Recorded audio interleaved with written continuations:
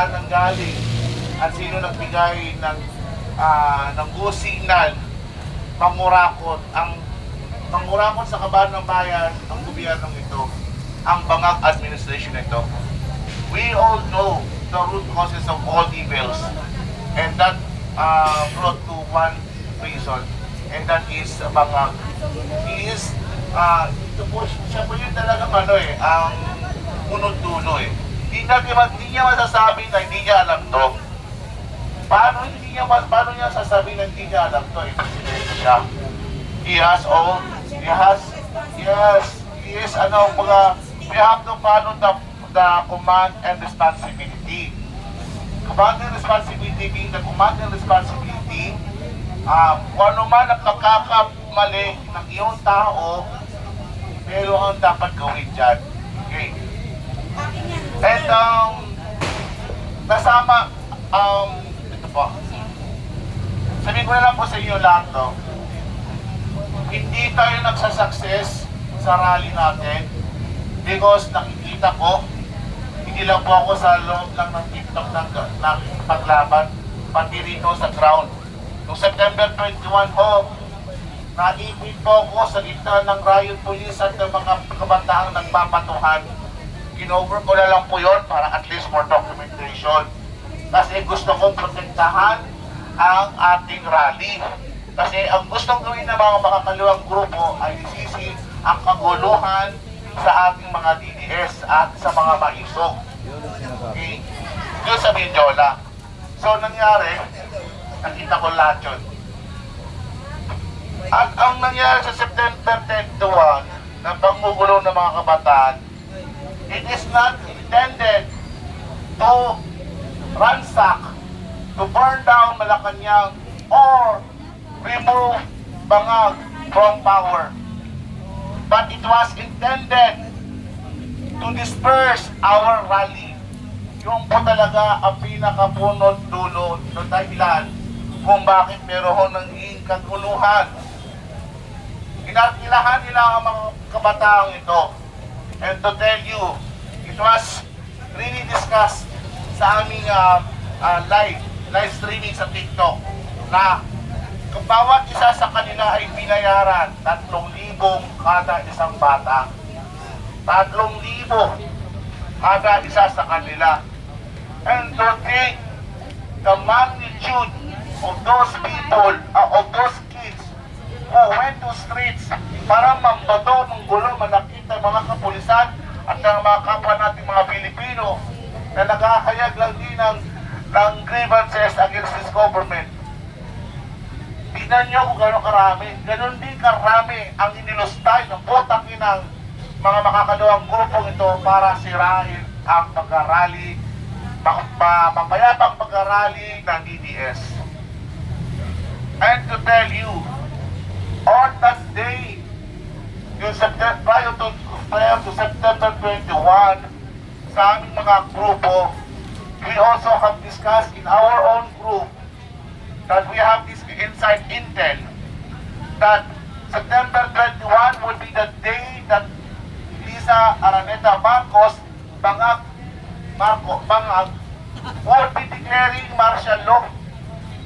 Oh, hindi ko, kung ayaw nyo paniwalaan, nasa inyo na yun, pero meron po kaming intel by September 21, magdideclare si Bangag. Fortunately, napigilan lang po siya ni Ibon Chidoro as a DND secretary.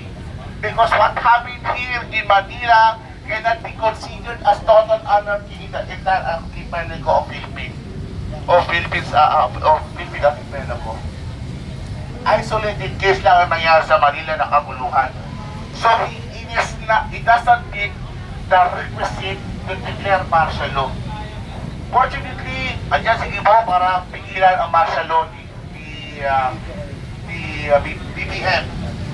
Pero, expect more of Bangag. Since there is a failure for him to declare martial law, there will be another instances, circumstances that would entail him to pronounce martial law.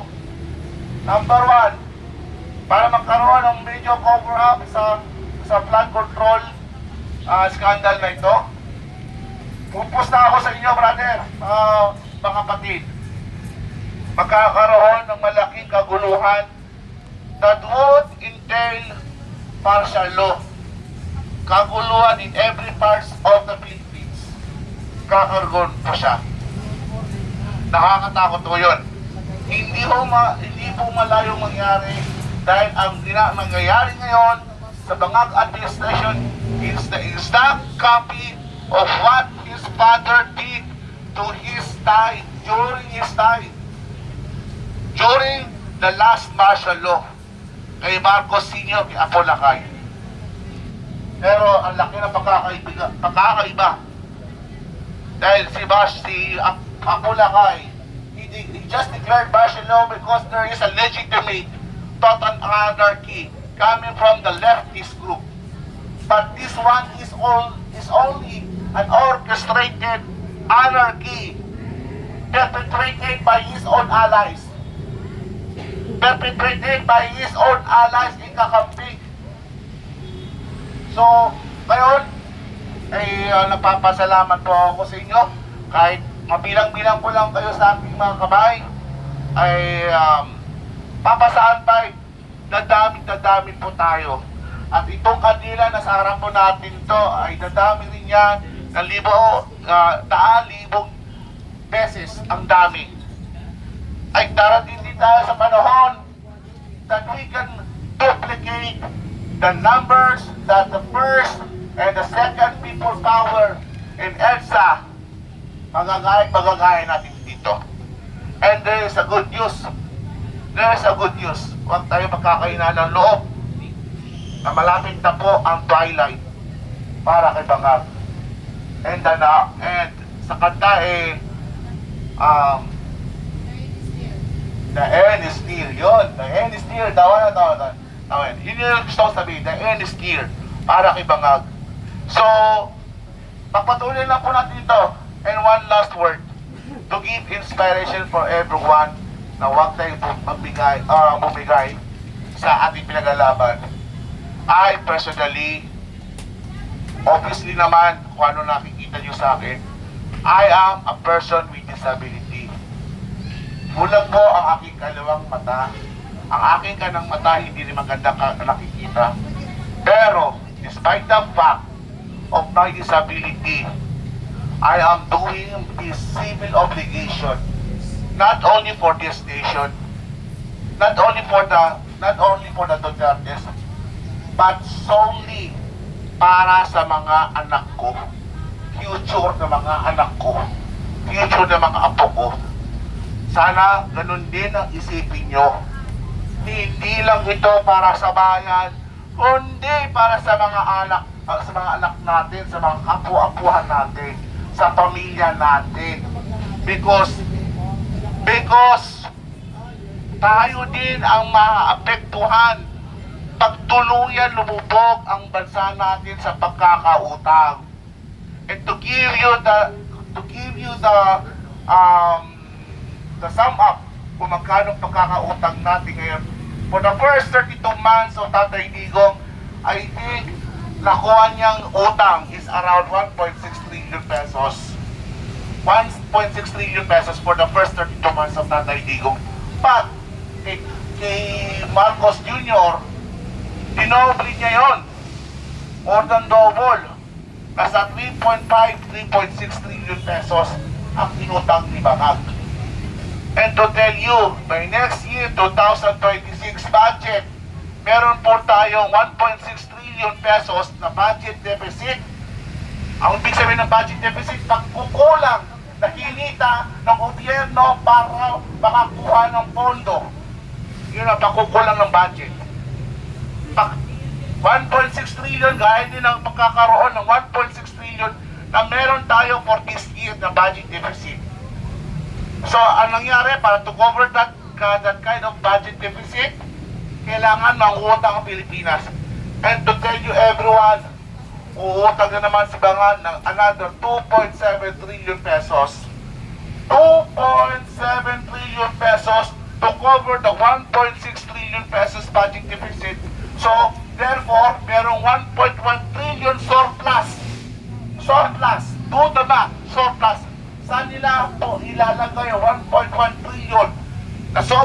inutang nila.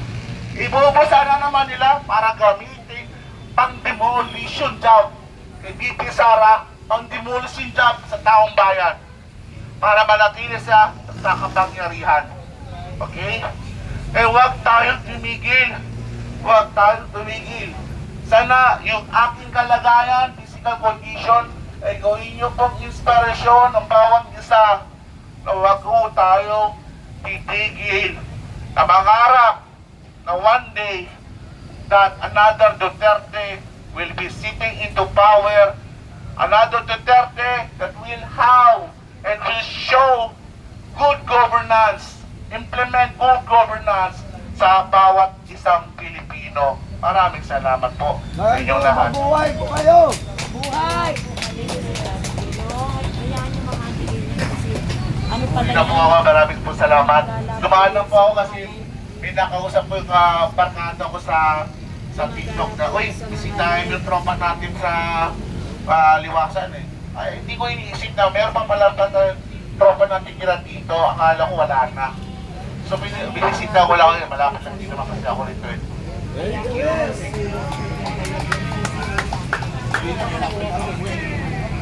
Tubig!